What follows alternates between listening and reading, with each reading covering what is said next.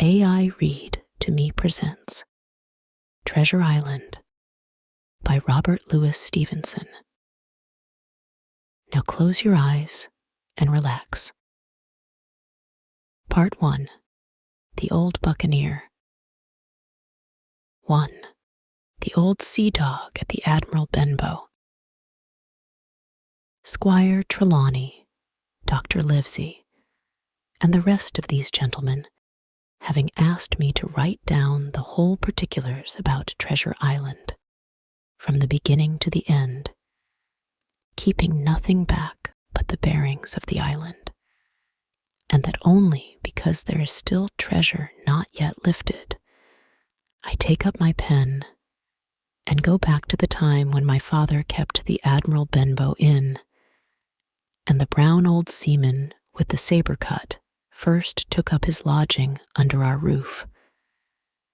I remember him as if it were yesterday, as he came plodding to the inn door, his sea chest following behind him in a hand barrow, a tall, strong, heavy, nut-brown man, his tarry pigtail falling over the shoulder of his soiled blue coat, his hands ragged and scarred, with black, broken nails, and the saber cut across one cheek, a dirty, livid white.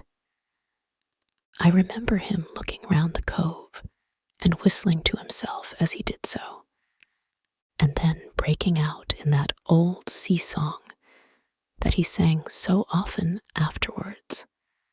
15 men on the dead man's chest, yo-ho-ho, and a bottle of rum.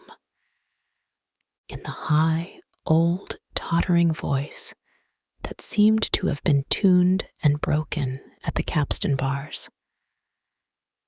Then he rapped on the door with a bit of stick, like a handspike that he carried, and when my father appeared, called roughly for a glass of rum. This, when it was brought to him, he drank slowly, like a connoisseur, lingering on the taste and still looking about him at the cliffs and up at our signboard. "This is a handy cove," says he at length, "and a pleasant, sitiated grog shop." "Much company, mate?" My father told him. No, very little company. The more was the pity. "Well then," said he, "this is the berth for me. Here you, matey," he cried to the man who trundled the barrow. "Bring up alongside and help up my chest. I'll stay here a bit," he continued. "I'm a plain man. Rum and bacon and eggs is what I want, and that head up there for to watch ships off. What you mought call me? You mought call me captain. Oh, I see what you're at there." And he threw down 3 or 4 gold pieces on the threshold. "You can tell me when I've worked through that," says he, looking as fierce as a commander.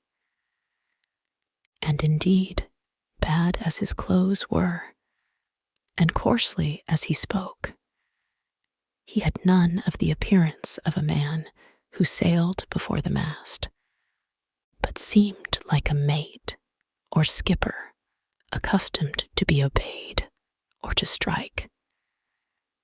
The man who came with the barrow told us the mail had set him down the morning before at the Royal George, that he had inquired what inns there were along the coast, and hearing ours well spoken of, I suppose, and described as lonely, had chosen it from the others for his place of residence. And that was all we could learn of our guest. He was a very silent man by custom. All day he hung round the cove or upon the cliffs with a brass telescope. All evening he sat in a corner of the parlor next the fire and drank rum and water very strong. Mostly He would not speak when spoken to, only look up sudden and fierce, and blow through his nose like a foghorn. And we and the people who came about our house soon learned to let him be. Every day when he came back from his stroll, he would ask if any seafaring men had gone by along the road. At first, we thought it was the want of company of his own kind that made him ask this question. But at last, we began to see he was desirous to avoid them. When a seaman did put up at the Admiral Benbow, as now and then some did, making by the coast road for Bristol, he would look in at him through the curtain door before he entered the parlor, and he was always sure to be as silent as a mouse when any such was present. For me, at least, there was no secret about the matter, for I was, in a way, a sharer in his alarms. He had taken me aside one day and promised me a silver fourpenny on the first of every month if I would only keep my weather eye open for a seafaring man with one leg and let him know the moment he appeared. Often enough, when the first of the month came round and I applied to him for my wage, he would only blow through his nose at me and stare me down. But before the week was out, he was sure to think better of it, bring me my fourpenny piece, and repeat his orders to look out for the seafaring man with one leg. How that personage haunted my dreams, I need scarcely tell you. On stormy nights, when the wind shook the four corners of the house, and the surf roared along the cove and up the cliffs, I would see him in 1,000 forms and with 1,000 diabolical expressions. Now the leg would be cut off at the knee, now at the hip. Now he was a monstrous kind of a creature who had never had but the one leg, and that in the middle of his body. To see him leap and run and pursue me over hedge and ditch was the worst of nightmares. And altogether, I paid pretty dear for my monthly fourpenny piece in the shape of these abominable fancies.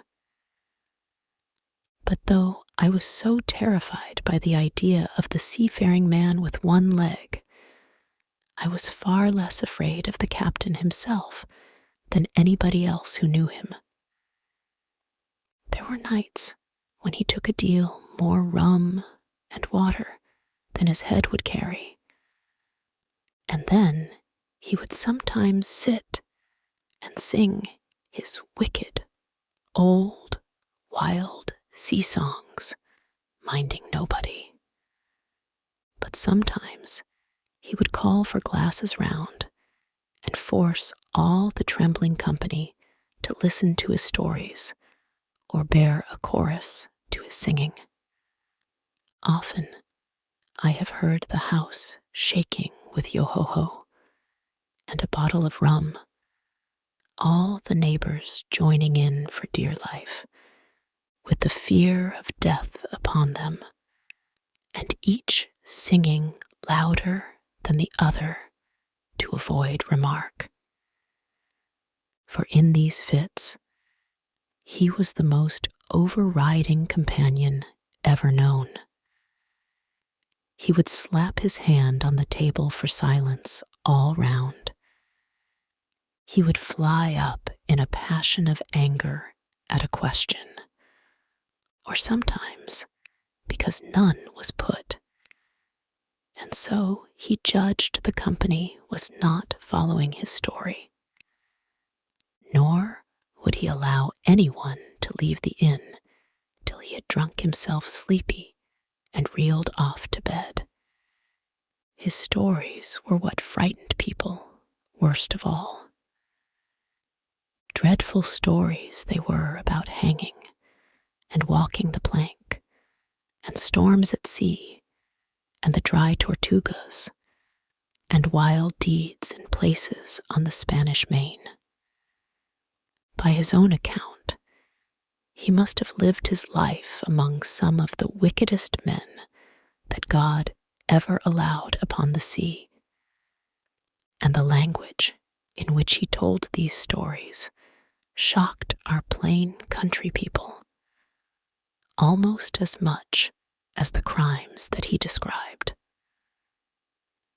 My father was always saying the inn would be ruined, for people would soon cease coming there to be tyrannized over and put down, and sent shivering to their beds. But I really believe his presence did us good. People were frightened at the time, but on looking back, they rather liked it. It was a fine excitement in a quiet country life, and there was even a party of the younger men who pretended to admire him, calling him a true sea dog and a real old salt and such like names, and saying there was the sort of man that made England terrible at sea. In one way, indeed, he bade fair to ruin us, for he kept on staying week after week, and at last month after month, so that all the money had been long exhausted. And still my father never plucked up the heart to insist on having more. If ever he mentioned it, the captain blew through his nose so loudly that you might say he roared and stared my poor father out of the room. I have seen him wringing his hands after such a rebuff, and I am sure the annoyance and the terror he lived in must have greatly hastened his early and unhappy death. All the time he lived with us, the captain made no change whatever in his dress, but to buy some stockings from a hawker. One of the cocks of his hat having fallen down, he let it hang from that day forth, though it was a great annoyance when it blew.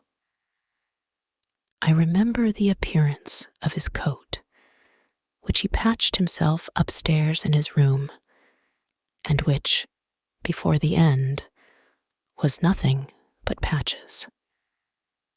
He never wrote or received a letter, and he never spoke with any but the neighbors. And with these, for the most part, only when drunk on rum. The great sea chest none of us had ever seen open. He was only once crossed, and that was towards the end, when my poor father was far gone in a decline that took him off. Dr. Livesey came late one afternoon to see the patient, took a bit of dinner from my mother, and went into the parlor to smoke a pipe until his horse should come down from the hamlet, for we had no stabling at the old Benbow. I followed him in, and I remember observing the contrast, the neat, bright doctor, with his powder as white as snow, and his bright, black eyes and pleasant manners, made with the coltish country folk, and above all, with that filthy, heavy, bleared scarecrow of a pirate of ours, sitting far gone in rum, with his arms on the table. Suddenly, he the captain, that is, began to pipe up his eternal song. 15 men on the dead man's chest. Yo-ho-ho, and a bottle of rum. Drink, and the devil had done for the rest. Yo-ho-ho, and a bottle of rum.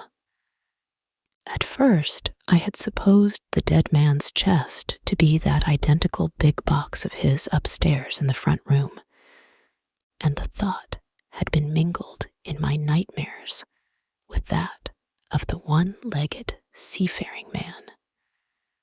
But by this time, we had all long ceased to pay any particular notice to the song.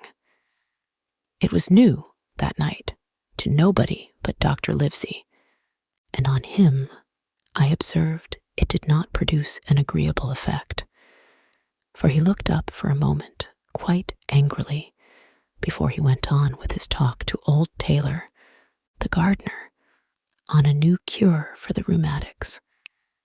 In the meantime, the captain gradually brightened up at his own music, and at last flapped his hand upon the table before him in a way we all knew to mean silence. The voices stopped at once, all but Dr. Livesey's.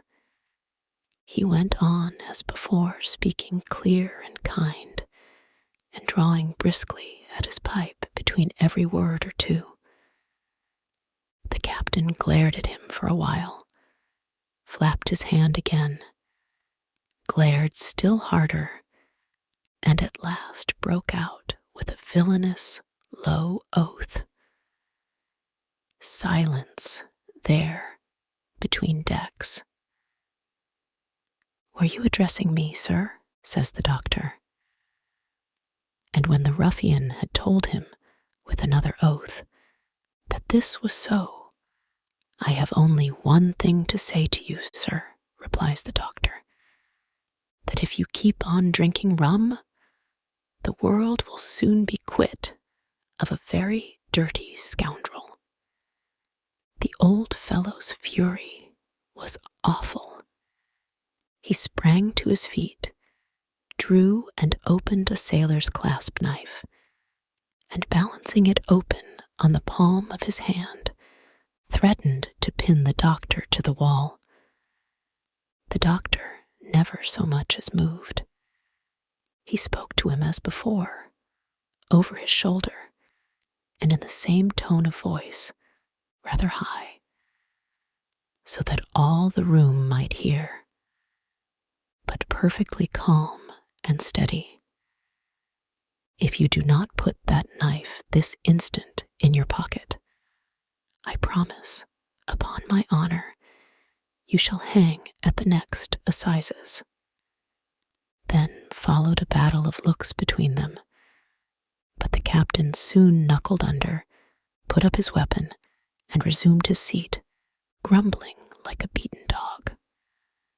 "And now, sir," continued the doctor, "since I now know there's such a fellow in my district, you may count. I'll have an eye upon you day and night.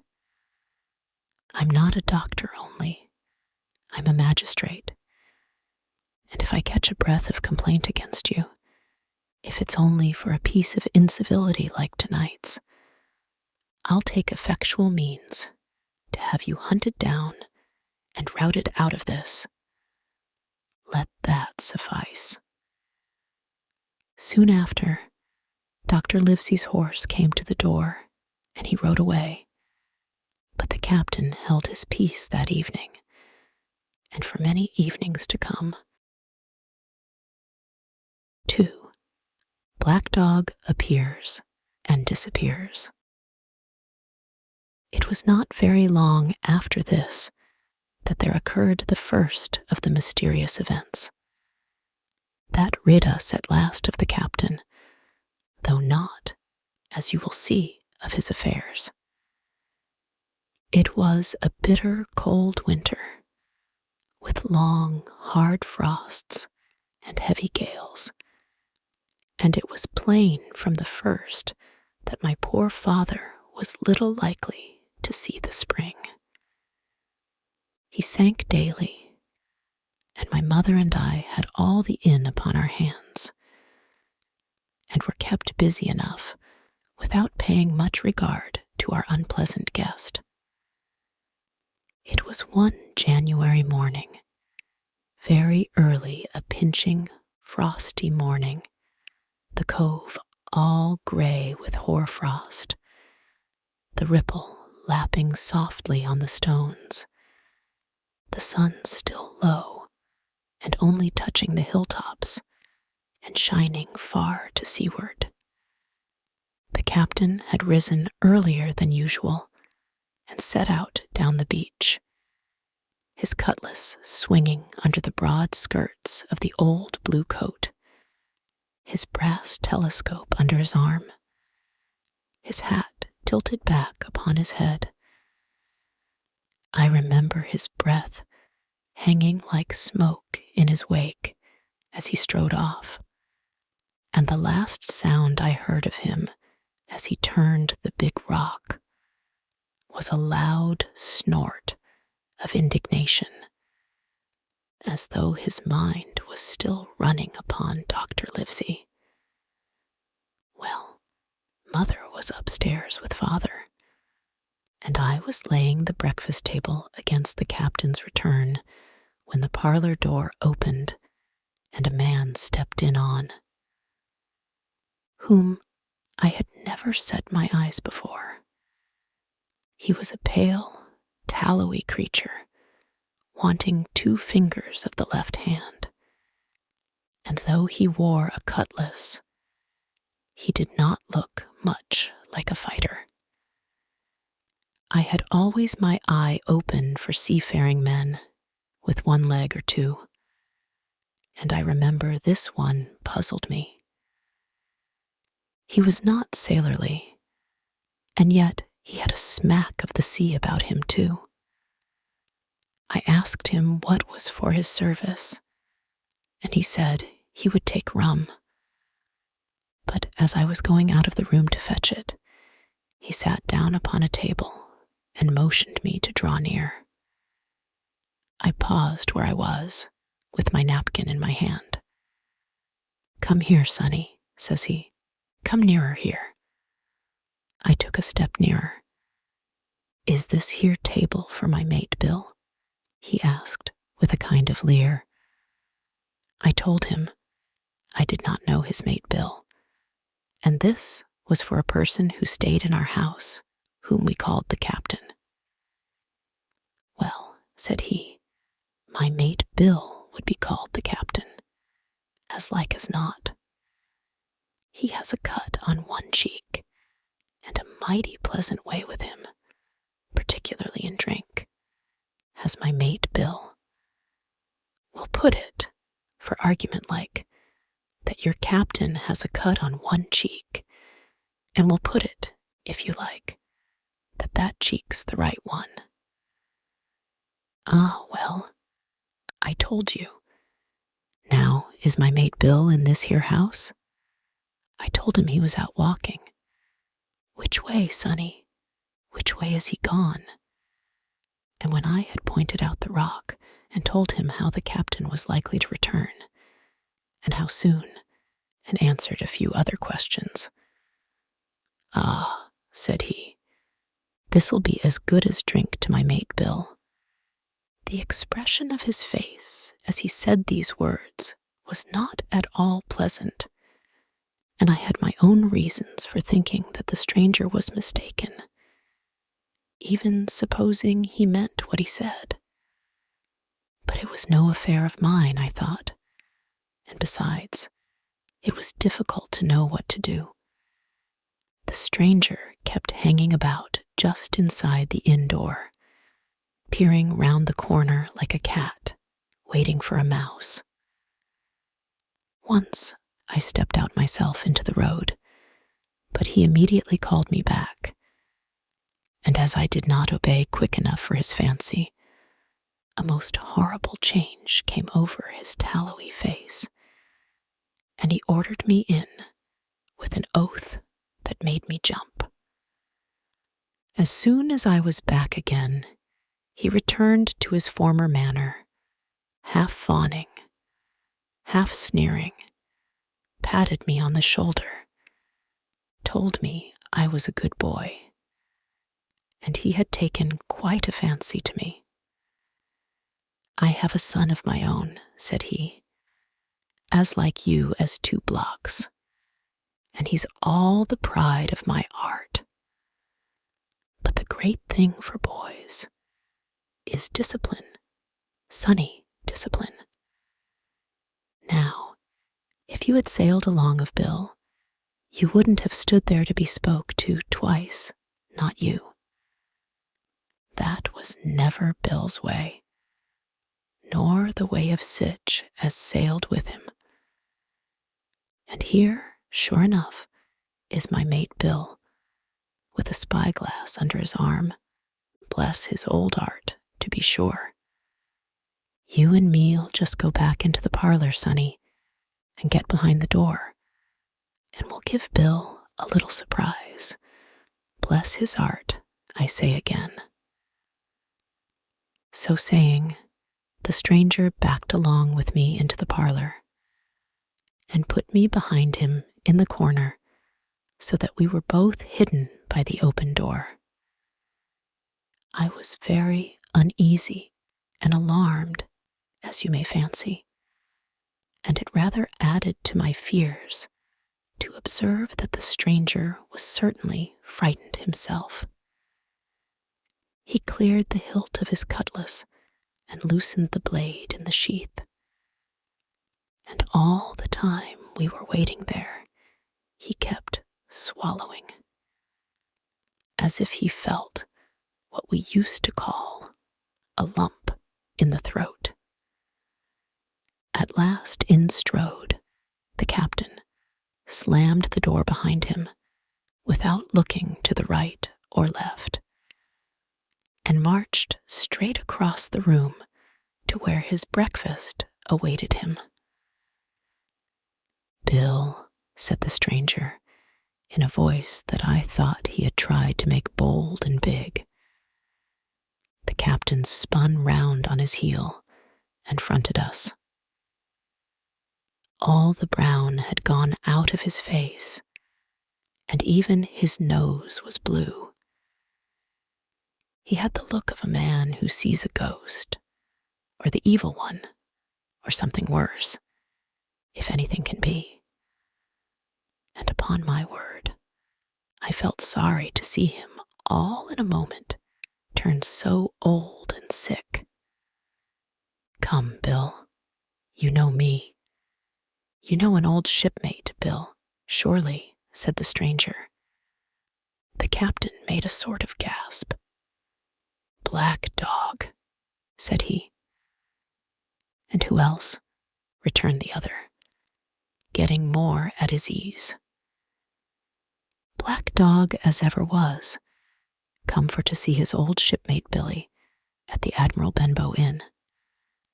Ah, Bill, we have seen a sight of times, us two, since I lost them 2 talons," holding up his mutilated hand. "Now, look here," said the captain. "You've run me down. Here I am. Well then, speak up. What is it?" "That's you, Bill," returned Black Dog. "You're in the right of it, Billy. I'll have a glass of rum from this dear child here, as I've took such a liking to. And we'll sit down, if you please, and talk square, like old shipmates." When I returned with the rum, they were already seated on either side of the captain's breakfast table Black Dog, next to the door, and sitting sideways, so as to have one eye on his old shipmate, and one, as I thought, on his retreat. He bade me go and leave the door wide open. "None of your keyholes for me, Sonny," he said, and I left them together and retired into the bar. For a long time, though I certainly did my best to listen, I could hear nothing but a low gattling. But at last the voices began to grow higher, and I could pick up a word or two, mostly oaths, from the captain. "No, and an end of it." He cried once, and again, If it comes to swinging, swing all, say I. Then all of a sudden, there was a tremendous explosion of oaths and other noises. The chair and table went over in a lump. A clash of steel followed, and then a cry of pain. And the next instant, I saw a black dog in full flight, and the captain hotly pursuing, both with drawn cutlasses, and the former streaming blood from the left shoulder. Just at the door, the captain aimed at the fugitive one last tremendous cut, which would certainly have split him to the chine, had it not been intercepted by our big signboard of Admiral Benbow. You may see the notch on the lower side of the frame to this day. That blow was the last of the battle. Once out upon the road, Black Dog, in spite of his wound, showed a wonderful clean pair of heels and disappeared over the edge of the hill in half a minute. The captain, for his part, stood staring at the signboard like a bewildered man. Then he passed his hand over his eyes several times, and at last turned back into the house. "Jim," says he, "rum." And as he spoke, he reeled a little and caught himself with one hand against the wall. "Are you hurt?" cried I. "Rum," he repeated. "I must get away from here." Rum, rum. I ran to fetch it, but I was quite unsteadied by all that had fallen out, and I broke one glass and fouled the tap. And while I was still getting in my own way, I heard a loud fall in the parlor, and running in, beheld the captain lying full length upon the floor. At the same instant, my mother, alarmed by the cries and fighting, came running downstairs to help me. Between us, we raised his head. He was breathing very loud and hard, but his eyes were closed, and his face a horrible color. "Dear, dearie me," cried my mother. "What a disgrace upon the house, and your poor father sick." In the meantime, we had no idea what to do to help the captain, nor any other thought but that he had got his death hurt in the scuffle with the stranger. I got the rum, to be sure, and tried to put it down his throat, but his teeth were tightly shut, and his jaws as strong as iron. It was a happy relief for us when the door opened and Dr. Livesey came in, on his visit to my father. "Oh, doctor," we cried, "what shall we do? Where is he wounded?" "Wounded? A fiddlestick's end," said the doctor. "No more wounded than you or I. The man has had a stroke, as I warned him. Now, Mrs. Hawkins, just you run upstairs to your husband and tell him, if possible, nothing about it. For my part, I must do my best to save this fellow's trebly worthless life. Jim, you get me a basin." When I got back with the basin, the doctor had already ripped up the captain's sleeve and exposed his great, sinewy arm. It was tattooed in several places. Here's Luck, a fair wind, and Billy Bones, his fancy, were very neatly and clearly executed on the forearm. And up near the shoulder, there was a sketch of a gallows, and a man hanging from it done, as I thought, with great spirit. Prophetic, said the doctor, touching this picture with his finger. "And now, Master Billy Bones, if that be your name, we'll have a look at the color of your blood." "Jim," he said, "are you afraid of blood?" "No, sir," said I. "Well then," said he, "you hold the basin." And with that, he took his lancet and opened a vein. A great deal of blood was taken before the captain opened his eyes and looked mistily about him. First, he recognized the doctor with an unmistakable frown. Then his glance fell upon me, and he looked relieved. But suddenly his color changed, and he tried to raise himself, crying, "Where's Black Dog?" "There is no black dog here," said the doctor, "except what you have on your own back. You have been drinking rum. You have had a stroke, precisely as I told you. And I have just, very much against my own will, dragged you head foremost out of the grave. Now, Mr. Bones, that's not my name," he interrupted. "Much I care," returned the doctor. "It's the name of a buccaneer of my acquaintance, and I call you by it for the sake of shortness. And what I have to say to you is this. One glass of rum won't kill you, but if you take one, you'll take another and another. And I stake my wig if you don't break off short, you'll die. Do you understand that? Die and go to your own place, like the man in the Bible. Come, now, make an effort. I'll help you to your bed for once." Between us, with much trouble, we managed to hoist him upstairs and laid him on his bed, where his head fell back on the pillow as if he were almost fainting. "Now, mind you," said the doctor, "I clear my conscience the name of rum for you is death."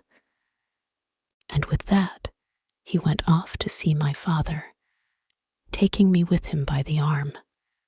"This is nothing," he said, as soon as he had closed the door.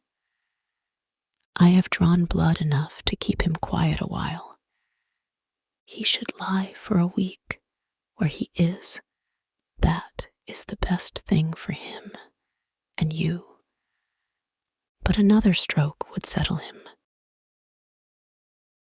This concludes this reading of Treasure Island by Robert Louis Stevenson. If you enjoyed it, please like and subscribe. To listen ad-free, visit aireadtome.com or use the link in the description. Thank you for your support.